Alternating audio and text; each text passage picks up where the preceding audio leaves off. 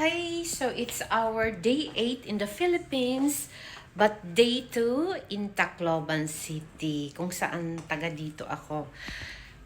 Actually, Santa Fe. So we are in Summit Hotel. Ganun pa din, walang nag-iba, kaso medyo nakakabwisit. Buisit talaga.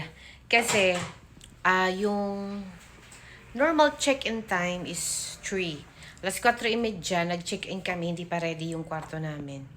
Kaya, tapos nung, bale, nakapunta kami sa kwarto namin after dinner sa mga 7:30 na ata yun. Tapos, nung maliligo na ako, walang katualya-tualya dito sa kwarto. Tapos, so tumawag ako, binigyan lang kami ng 2 tualya, pero syempre need namin ng bath mat. So, tumawag na naman ako. So, nung complete na yung tualya, bath mat, so, maliligo na ako. Nung naliligo ako, yung dispenser nila ng sabon, walang laman. So, na-high-blood si Mister. Tinawagan. Tinawagan yung reception. Pinagalitan. Late na nga namin daw nakuha yung kwarto. Bakit? Palagi kaming tatawag sa mga amenities. So, ayun. Anyway, ito yung view. Parang ito palagi yung view namin dito sa ano. Wait, pakita ko sa inyo. Ito yung view namin. Ang nagagandahan lang namin dito sa Summit kasi malapit sa Robinson. As in. So, yun yung mga bukid-bukid, mga auto-auto, ganun. Magbre-breakfast si Mister. Tapos, akyat kami uli. Susunduin namin si Bunso. Kasi yung mga bata hindi yan nagbre-breakfast. Actually, hindi naman ako magbre-breakfast. Sasama lang ako. Baka may kumaringking doon kay Mister. Charis, hindi. Magtiti ako. Ganun. Okay, let's go. Nej, skitliban. Smågöra oss i sandal.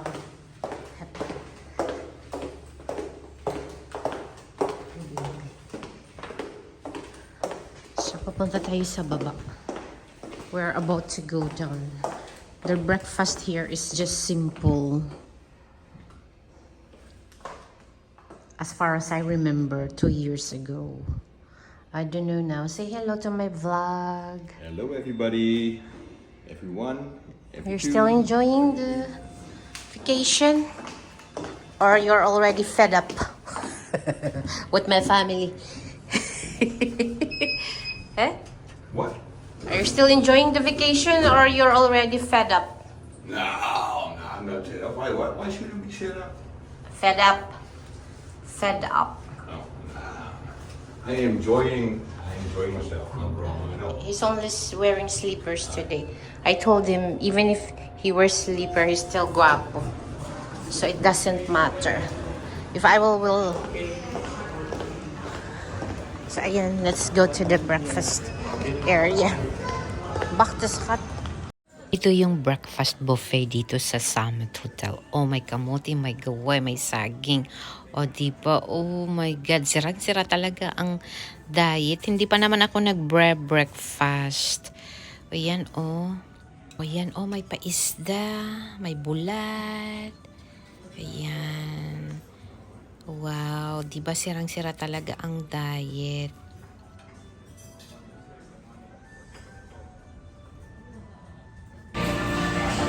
Andito na kami sa breakfast area. Si Mister, kumukuha na ng pagkain nila. Si Kuya, pababa. Ako naman, humingi lang ako ng tea kasi hindi naman ako talaga nag-breakfast. Kasi kung kumain ako ng breakfast, parang wala na akong gana kumain mag-lunch or dinner, ganun. Pero parang masarap yung ano ba yun? Longganisa. Longganisa ba yung bilog-bilog? Anong tawag nun? Nakalimutan ko. Ayun. Thank you. Ito na lang. Salamat.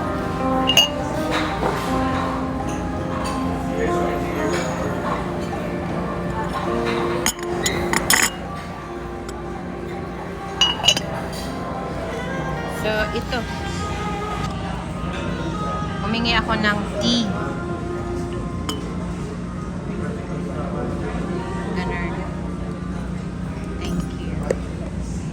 Namin si Mister andun pa. So si Kuya, bababa daw siya kasi binidyohan ko. yung ano, yung breakfast. So, bababa siya, nagutom.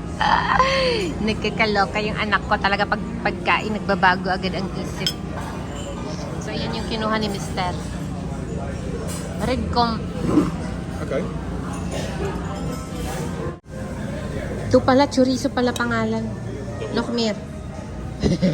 So good. Ang dami. What is this? Domar beige.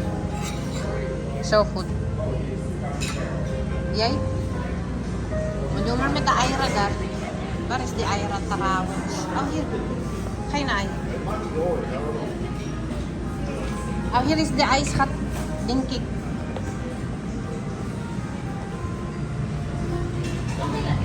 Good morning, ma'am. Morning.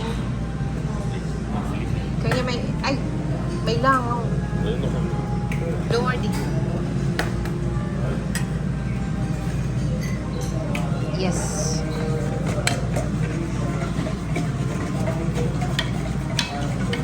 Makikin boiled egg ko yan. Yes. Yung hindi mag-breakfast na pa-breakfast. Bakit kamo? Gusto ko tikman yung chorizo. So, ganito yung breakfast nila. Ay, may saging. Andito kami sa Figaro Company. Magkapi-kapi muna si Mr. ulit. Kasi sirado pa pala ang Robinson. Akala namin alas 9. Yung bukas alas 10 pala, nakakaloka. Si Bunso, bibili na naman siya ng bag. Pangalawang bag na niya ditong binili sa Robinson. So, ito yung ating view. Magka-copyright ako sa music. Ayan, si Mr. Nagpapakalbo. Ang kalbo.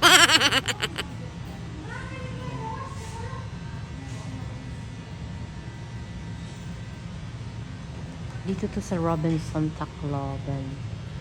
Salon de Rose. Si Bunso, busy nang ano.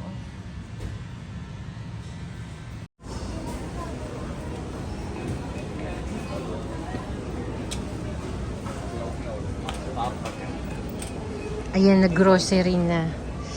Pang breakfast at saka yung mga araw-araw na gagamitin namin. Kung may nakalimutan, babalik niya lang ulit. Charis. Dito na kami ngayon sa Santa Felipe. At dahil magfe-fiesta na dito, so every night merong event dito. Tonight ay yung Mr. and Miss Body Shot. At isa kami sa mga judge. Charis. Ayan, madami dito yung titinda ng barbecue. Yung hinihintay ko yung may magtitinda ng nilagang mani. Oh, ayan. Simulan na natin yung pagiging judge. So, ito yung criteria of judging.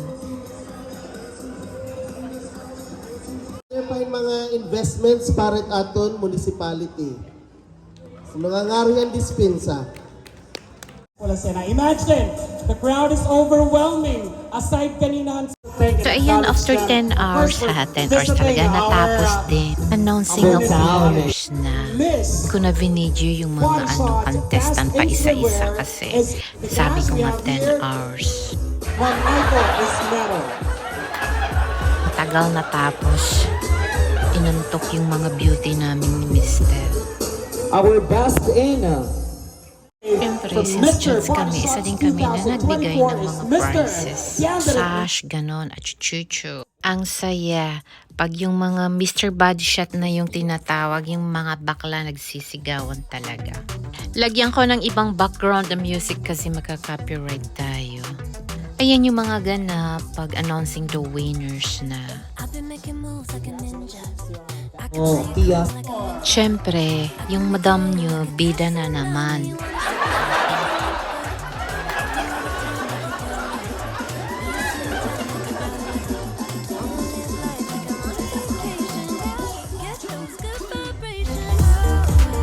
Is Miss Pia Sabliamante.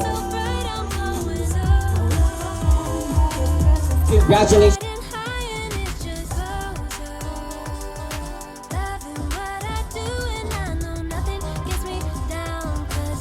Ayan na naman yung madam nyo. Siya yung nagbigay ng prizes sa Mr. Bad Shop. Ganun daw talaga pag sikat na madam. Charis lang, oy.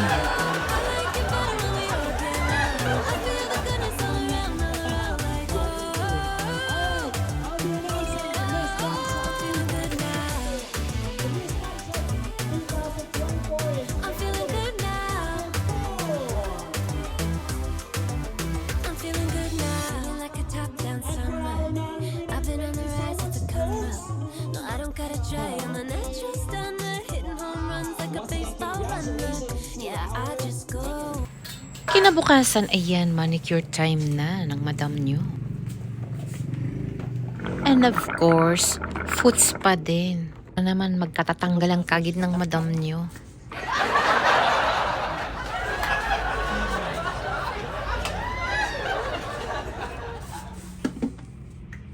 With pa-bleaching pa daw, sabi ni Ate Dolor. Shout out pala Ate Dolor for taking care of my fingers and legs. Charis.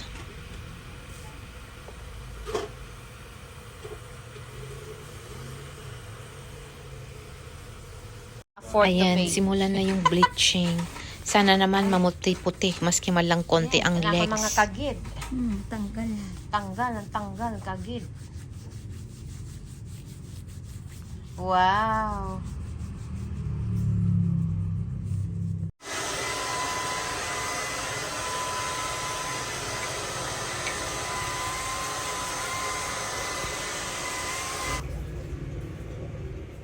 So, syempre, pati na din si Mr. Ipa-foot spa natin. Paano pala ako dito yung Brazilian achuchuchu? So, ayan. Thank you so much for watching. Bye-bye.